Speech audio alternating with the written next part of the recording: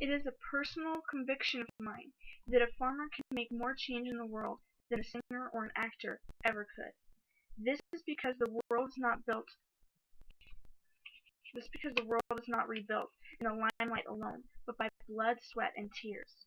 I'm not saying a career in singing or acting is worthless. I'm simply saying if we don't stand with conviction and work hard, nothing will ever change.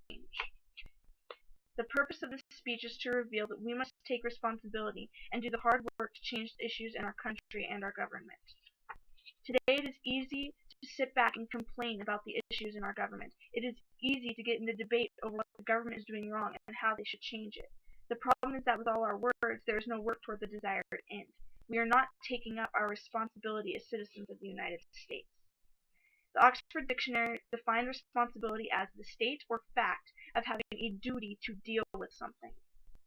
It is as Dennis Waitley says in one of his famous quotes, there are two primary choices in life, to accept conditions as they exist or to accept the responsibility for changing them. Take, for example, that you needed to lose some weight or earn some more money, or you knew you needed to be kinder. You would very easily realize that this was under your control. You would pull yourself up by your bootstraps and make the change, not expecting anyone to cheer you on. The state of our government is just as much your responsibility as your actions, your beliefs, and your character is. You may not be able to control everything that tries to affect it, but you can control whether or not it does. You may not be able to control that abortion has come for the vote in your state, or that corrupt leaders have come to power, or that the governmental debt is skyrocketing. But you can vote, and you can muster the political and legal force necessary to end the tyranny. You can also be part of the solution in our governmental debt.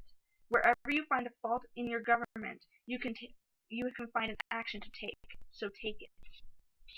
Many citizens do not realize the importance of their voice or their vote. This is illustrated by the voter turnout percentages over the years. In the 1960s, 63% of the voting population voted. In 1992, only 55% of the voting population cast the ballot. But in 2012, a shocking low of 54% of the voting population voted. This is an all-time low, except for in 1996, when it was 49%. Though it has fluctuated throughout the years, it has become a consistent pattern that the voter turnout's lower as the years go by. This issue of citizen apathy affects our everyday lives.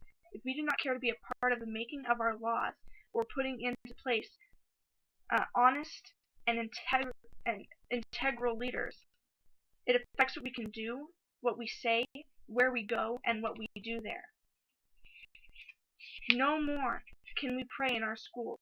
No more can one say a simple God bless you without fear for offense in the workplace. No more can a child in the womb be assured of life. No more can we be sure of our jobs or our money. No more can one speak for God on a college campus without the headmaster of the school speaking out against him. In this shaking culture, we ought to be the stable people that bring back order, morality, justice, joy, peace, and the stable foundation of our Constitution. Don't sit back and complain about our government. Be the solution. Vote for our rights. Speak out for our beliefs and act for our justice. Let's not be the generation that laid down and played dead when our country most needed us. Let's not be the opinionated generation that did nothing. No, let us be the generation that causes the seismic shift back to our roots.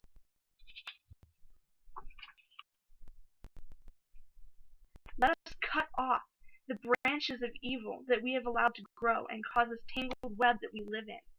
Let us preserve our beginnings and our Constitution. No more will weeds preserve here.